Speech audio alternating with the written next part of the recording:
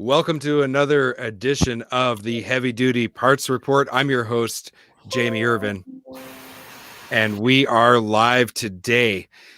For all of those that have watched the program before, you know that you can participate in the conversation. But if you're new to our live program, then please, by all means, we'd love to have you participate in our conversation today. So if you'd like to go ahead and comment, we can bring the comment into the feed like this. You can comment or ask questions, and we'd be happy to engage with you live. When I was talking to a manufacturer recently, they said something to me that really stood out. They said, Jamie, this is golden information. This information is worth its weight in gold. What information are we talking about, and why is it so important for heavy duty companies to get access to this kind of product information? Oh, we're having a little bit of technical issues there. So I'm just going to drop out of the feed for a moment. So again, talking about heavy duty companies and the kind of information that they need to be successful in 2021 and beyond. That's the subject matter of our conversation today. And we've invited a couple of individuals who are very knowledgeable about this, who are going to help us to kind of answer that question. So we've got Blake Barson and Kyle Johnson from Optica joining us today. I'm just going to bring them in. Blake, welcome to the show. Thanks, Jamie. Happy to be here. Kyle, welcome to the show. Thanks, Jamie. Good to be here with you. So I'd like to kind of start off by just getting an overview of the Optica company and what it does. Blake, could you kind of just give us a brief overview of who your company is, what it does in the heavy duty industry? Yeah, Jamie. Optica was established back in around 2009, 2010. We did focus more on the automotive side. And the reason we were created was because suppliers were conforming to standardized data, digital content, and they really needed help in consolidating that information, validating it, and feeding it to their customers the way that their customers needed it. Now, this was an issue more on the supplier side. So Optica is owned and governed by suppliers and manufacturers. So everything that we do gets put back into helping suppliers sell more parts and making sure that that supply chain of digital content is readily available to their customers to better sell their parts. Okay, great to know. So that's who Optica is. I'd like to talk a little bit about a couple acronyms that we hear more and more often, and that is ACEs and PIEs. Kyle, could you kind of fill us in on what these two acronyms stand for, and why is it important to heavy-duty companies? Sure. Traditionally, everybody kind of, and all of this started in the automotive space, everybody had their own kind of vehicle tables. The ACEs and PIEs standard were set up by the Auto Care Association to standardize the way channel partners communicate with regard to vehicles and automotive. So the ACEs standard and PIEs standard were created. PIEs stands for Product Information Exchange Standard. It's just that. It's everything about your product. So it's everything about a part number. It's all the pictures, all the part number specific warranty information, the measurements of that part. The PIEs standard that you can submit is huge, and it covers everything to do with that part number. The ACEs standard stands for the Automotive Catalog Exchange Standard, and it has to do with all of the vehicles that part number fits. So it's the part number vehicle relationships for ACEs. So ACEs is the cars and parts that it fits. The cars that parts fit on, and PIEs is the actual information about the part. So that's the difference between the two. Okay, that makes a lot of sense.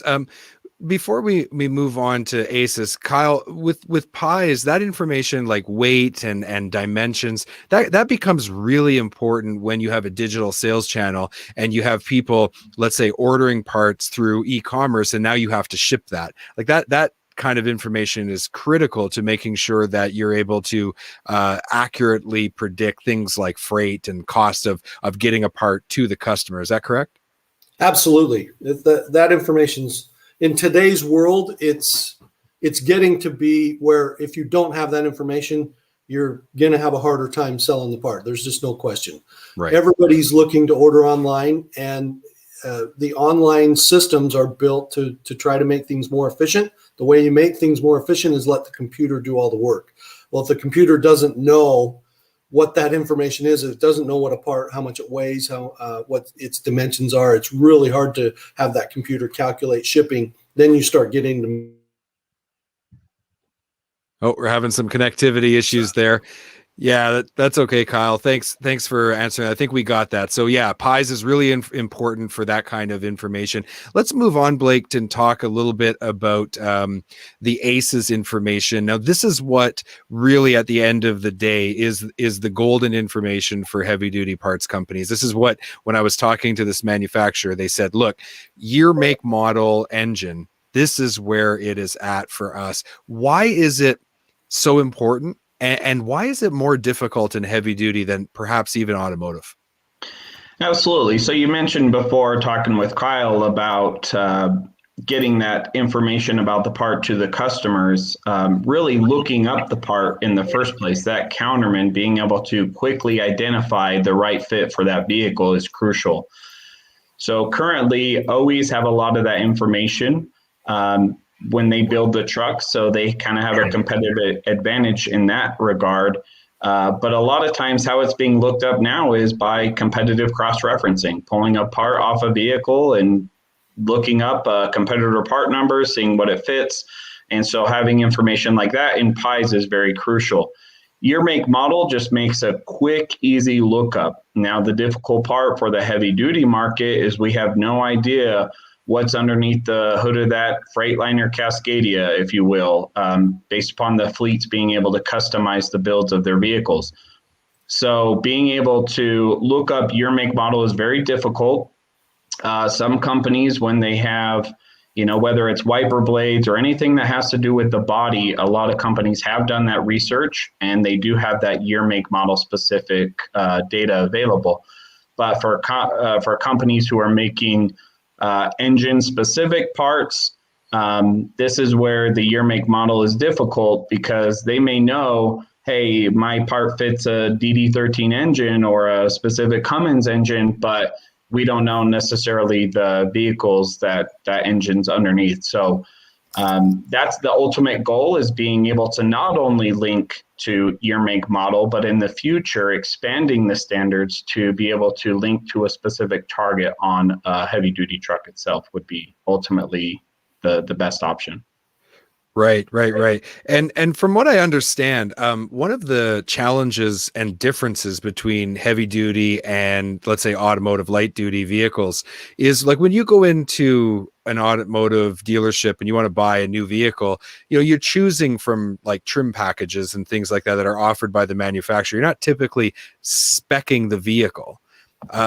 Whereas in heavy duty, this is a work truck, you're putting it to work. And so you might both be, two people could come in and both buy Kenworths today. They could be the same model even, but the specifications, because of the work that truck is going to do for one fleet versus another, could result in a lot of parts being different, even though it's the same year, the same make and model. Is that correct? No, that's absolutely right. Whether it's long haul, short haul, you have no idea what the workload of that truck's going to go under. So absolutely. And the wear and tear on the vehicle itself, as far as knowledge base of what's going to be replaced on that truck at any given time, allows for distributors and technicians to know up front what kind of parts do I need to have available, readily available, to get the trucks back on the road, and what do we need to stock and what's less important to stock. So absolutely, knowing what's originally on that vehicle and what it's worked for is ultimately the golden ticket, if you will. Right. So Kyle, how is Optica kind of solving this problem? Well, we certainly are heavily involved in the standards, and we work with AutoCare to make these improvements that heavy duty needs. But we're also looking to have those connections that Blake talked about. Right now in the automotive space, there was never really a need to be able to just look up by the engine. You knew that these certain engines were made available on these cars. It's very organized, if you will. Heavy duty is different. But you would know that you have a Cummins engine. So now we're going to make pathways into the ACES data that just allow you to look up by component. And then there's also, we coach suppliers on creating their PIEs data to include a lot of this information as well when it's very applicable to a certain component, so that that data can be searched a lot better. Right. So the integration of the two standards is part of the solution that really Opticat's working every day to try to provide the industry. Just out of curiosity, it took quite a few years in light duty to get there. Is the lessons learned in automotive light duty going to shorten the time it takes for heavy duty to get there? We absolutely think so. Yeah. 10 or 12 years ago, the automotive space was, I would say, in worse shape than even the heavy duty space. I mean, there was a lot of work that had to be done. There weren't databases even of parts. Everything was in a print ready file because it was all going to paper catalogs. So we've come a long ways, and we've learned a lot of lessons. Those lessons are already being practiced by a lot of the suppliers and manufacturers. And heavy duty is going to take a lot less time to get our house in order than it happened in automotive, no question. So we're going to get out our crystal ball here a little bit, but Blake, what can manufacturers and distributors do with these standardized kind of golden information? What are some of the things they're going to be able to do that they weren't able to do in the past with our more traditional distribution channel? So to piggyback a little bit on that last question, one advantage the heavy duty market has that I see is there's a lot of systems and partnership of companies in place that didn't exist in the automotive industry. There's a lot of third-party software providers out there that have been doing standardized data a long time. So gaining off of this knowledge is a huge advantage for heavy duty suppliers who are adapting it. But once you're able to consolidate that data internally, have it for reporting and being able to feed that data in real time into your customer systems and having it be validated and accurate prior to being delivered, it just speeds up the supply chain process entirely. You do not want parts sitting on a shelf without the information being available to be looked up by the counterman. If the part that I need is 10 feet behind me, but it's not in the system to look up, that causes problems. And not having the accurate information allows for returns and comebacks, which ultimately costs everybody money in that entire supply chain. So getting data to market faster, getting your parts, the right part at the right time, being able to be sold, and then creating additional opportunities for new customers. The heavy duty market is extremely loyal. So when you're able to get trucks up and running, back on the road, finding the right part at the right time, you're going to have a distinct advantage over your competitors. Yeah, that makes a lot of sense. We saw companies emerge that didn't exist 10 years ago in automotive once this standard was in place. For example, I think of Rock Auto as a very successful e-commerce parts distribution company that just has really taken off. And we see the beginnings of that in heavy duty. I think of Find It Parts, and I think of some of the work that I know that, for example, a company like Diesel Laptops is doing with their parts platform. Are we going to see that shift to more digital distributors because of this data standardization? I would say it's an absolute. I mean, just logically think of the up and coming generation. We expect things to be computerized, to be digitized, to be automated. You're always going to have the traditional people that even want to pick up the phone still. And that's fine. That'll be great, but it's gonna. Everybody expects it to be on the computer now, so that's going to be the expectation. So I believe, it's gonna move in that direction for sure. Blake, I'd like to kind of get your opinion on this. Do you think technology changes people's behavior, or do you think it just enables behavior that they wanted to do all along, but weren't without the technology? Like, is it a chicken and egg thing, or what do you think about that? A little bit, yeah. Obviously, I think a lot of people have grand aspirations as far as where their companies can go, and having that information at hand enables that growth. I would say that, it is a little bit of a chicken and an egg, but making sure that being ready for the change up front. It's always bloodiest being the first one through the wall, but you definitely reap the benefits of being there first, and dedicating the time and resources to that can ultimately win. But it does enable you to succeed, I think, once it does come. So when it comes, Kyle, maybe you can answer this. When it comes to the future of heavy duty parts distribution, things are rapidly changing, as we've talked about. How do you see those changes kind of rolling out over the next few years? Like, what kind of fundamental changes do you think are going to occur? Who is best positioned to capitalize on this and actually improve their position in the marketplace? Well, the simple answer is the companies that embrace technology are going to be the winners. I mean, you can worry about relationships, and the fact none of this technology changes the fact that a personal relationship with your customers is still important. That's always been the case.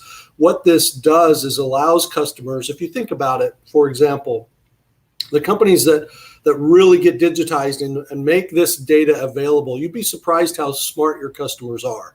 And the more information you can give to them, the better decisions they'll make for themselves. And in today's world, people want to make those decisions. If you think about the simple lookups that happen all the time, the maintenance parts, the brake parts, the filters and fluids, those can be looked up now by people themselves and easily obtained. And what that really does, a lot of people might be afraid it's going to get rid of the traditional counterperson that's been so relied on. That's not true at all. We saw in automotive, what we saw was now that counterperson has more time freed up to be able to answer the really complex questions. When you get into engine parts and transmission parts, the more really challenging parts that you have to find, now that kind of person has the time to be able to help his customer get that information. So you really don't see you just see a more efficient marketplace. That's what we're going to see. We're not going to see as many returns. We're going to see the right part purchased the first time instead of the fourth time, and that kind of thing. That's what all of this really means to us. And to me, one of the things that I think about is we have an issue in heavy duty where we have a lot of really knowledgeable parts people that are on the verge of retiring. And we have this gap, this demographic issue where there's just not that many qualified, knowledgeable people to replace them as they leave the industry. So I think technology can fill a gap there. And I've kind of been leaning towards that opinion as well. Like, I do think that there's some big fundamental changes to the traditional distribution channel that will occur, but one of the opportunities is specialization.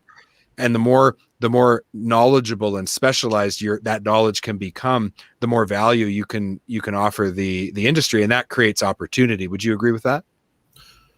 Absolutely. We see that on the automotive side a lot.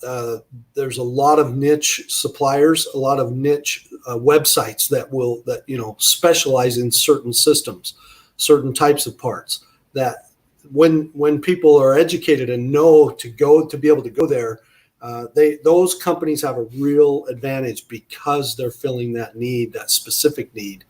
And again, we're being more efficient because now we're concentrating on the more complicated problems so that those problems are processed more accurately. No question. Right. So, Blake, when you're working with manufacturers, you spend time working with suppliers. As you start to implement your solutions, like, what are some of the benefits that they start to experience kind of immediately? And then what are some of the more long-term benefits that come from that work that you do with them? Right off the bat, what I think of is just internal efficiencies. When we first meet with a supplier, as you can imagine, every supplier is in a different stage of their data flow or their data journey, if you will. But sometimes they have Excel spreadsheets, they have information in ERP systems, they have information in marketing, engineering, and a lot of different departments. But it's really bringing that all together as far as what they want to share with their customers, not the proprietary information that they want to keep in-house, but really the lookup information to help their customers sell their parts. And kind of going a little bit about what's been talked about, I do get asked a lot, is this going to show me side by side with my competitor? I have a great relationship with my customers now. Is this going to hurt me in the long run? And I don't think that is the case. Suppliers right now, they have a distinct advantage in the heavy duty market. They have a great relationship with the people buying their parts. They've invested a lot of time and money and resources into that. They also spend a lot of time training on those products themselves, like why it's better, why it can last an X amount of miles, and the warranties that they provide. But really, this next step is just making it easier to do business with them. So it's just the next step. If you build upon that and just make it easier to look up and access your part information, you're not going to be, in my opinion, as worried about people coming in from other markets trying to steal your business, because you're providing all of those things to your customers before anybody else. Yeah, that makes a lot of sense. Well, I really want to thank both of you for being on the show today. It really helps us to get a better understanding of where things are going. And it's important that people continue to have this conversation. I think there's a lot of fear out there, and really at the end of the day, this is something that has to happen in every heavy duty company. So we need to take the appropriate steps, have these conversations. So Blake, thank you so much for being on the show. Thanks, Jamie.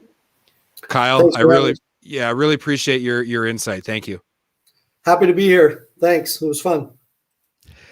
You've been watching another edition of the Heavy Duty Parts Report. This one was live. My name is Jamie Irvin. I'm your host, and it was great to have both Blake and Kyle on the show today to talk about the important information that is required to really transition to this new world that heavy duty is going to be operating in 2021 and beyond. If you'd like to learn more about OptiCat, go over to opticat.net. We'll also include a link in the show notes. Next week, we're going to be talking about 3D printing and how that has impacted Dorman as a manufacturer. So make sure you tune in next week and have a great weekend. Thank you so much.